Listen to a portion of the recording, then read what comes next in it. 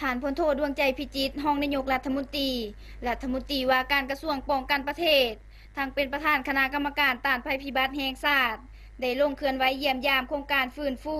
ภัยพิบัติจากพายุเกษนาปีผ่านมาอยู่บ้านอดือกุมโจเมืองตะโอยแขวงสะระวันโดยมีฐานคำบุญดวงปัญญากรรมการศูนย์กลางพรรคเลขาพรรคเจ้าแขวงสะระวัน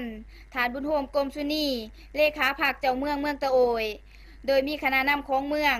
และประชาชนให้การต้อนรับอย่างอบอุ่นที่เดินโรงเรียนบ้านอดือ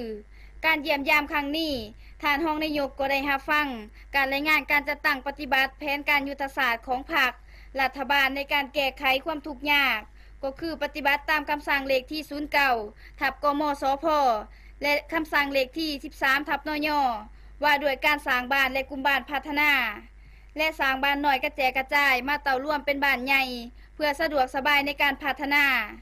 บ้านอดือในเมื่อก่อนเป็น2บ้านปัจจุบันโฮมกันเป็นบ้านเดียวขึ้นกับกลุ่มโจปัจจุบันบ้านอดือมี55หลังคาเรือน55ครอบครัวมีพลเมือง291คนหญิง145คนเป็นชนเผ่าปะโกการพัฒนาได้เร่งใส่เช่นการจัดสรรอาชีพคงที่ให้เขาเจ้าสร้างชลประทานขนาดน้อยสาน้องน้ำในการเฮ็ดนาและปลูกพืชเป็นสินค้าการจัดหาน้ำสะอาดน้ำกินน้ำใสให้เพียงพอและสร้างวิถีเพื่อให้กลายเป็นบ้านตัวแบบด้านต่างๆในอนาคตจากนั้นท่านรองนายกรัฐมนตรีก็ได้เกียรติโอล่มกับพื้นฐานประชาชนบ้านอดือและคณะกลุ่มโจโดยท่านได้กล่าวเน้นให้บ้านเพิ่มความสามัคคีเป็นปึกแผ่นภายในภายนอกและบ้านใกล้เคียง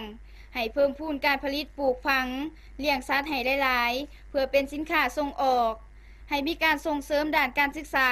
และปลุกระดมการเมืองแนวคิดให้อนุชนคนรุ่นหลังให้รู้จักการนำพาของพรรครัฐบาลรู้จักการพัฒนา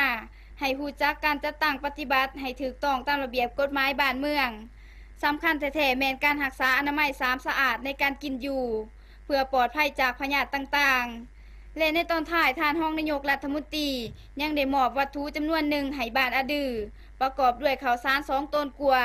และยาปิ่นปัวพยาธิซีแก๊สและมุงยอมยาจำนวนหนึ่งเพื่อให้ประชาชนบ้านอดือได้มีเงินไขพัฒนาตนเองให้ดีขึ้น